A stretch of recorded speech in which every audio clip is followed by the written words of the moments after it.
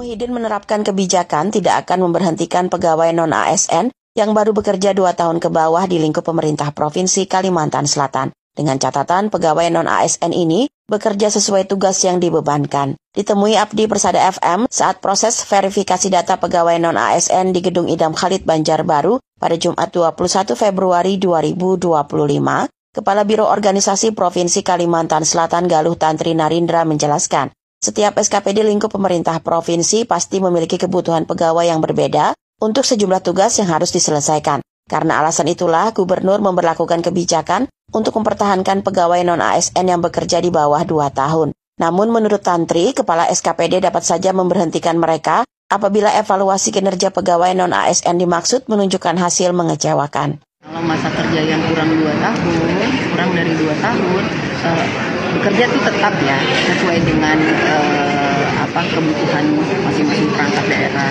Tetapi untuk mengikuti seleksi P3K yang nanti diarahkan apakah mereka penuh atau sebenarnya tidak diperkenankan. Kebijakan dari gubernur tidak ada pemberhentian, tapi kalau memang dia tidak memberikan kontribusi, kinerjanya jelek,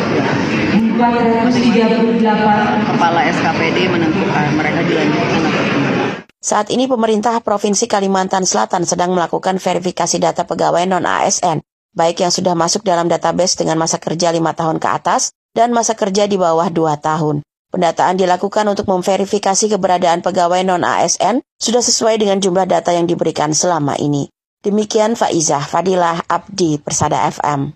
Proses verifikasi data pegawai non-ASN lingkup pemerintah Provinsi Kalimantan Selatan akan dilaksanakan hingga 27 Februari mendatang. Verifikasi sudah dimulai sejak 13 Februari 2025 lalu. Kepada Abdi Persada FM, saat proses verifikasi di Gedung Idam Khalid Banjarbaru pada Jumat 21 Februari 2025, Kepala Biro Organisasi Provinsi Kalimantan Selatan Galuh Tantri Narindra menjelaskan, saat ini proses verifikasi sudah mendata sekitar separuh dari jumlah pegawai non-ASN yang terdata di lingkup pemerintah provinsi, di mana diketahui jumlah pegawai non-ASN hingga Januari 2025 terdata sebanyak 10.800 orang lebih. Dengan rincian, para pegawai non-ASN tersebar di 13 kabupaten kota, dengan jumlah paling banyak di kota Banjarbaru hingga 3.000 orang. Pokoknya ini kan ada 5 tim yang tergabung itu dari Bapeda, BPKAD, BKD, Biro Organisasi, dan Inspektorat. Nah ini dari 5 tim ini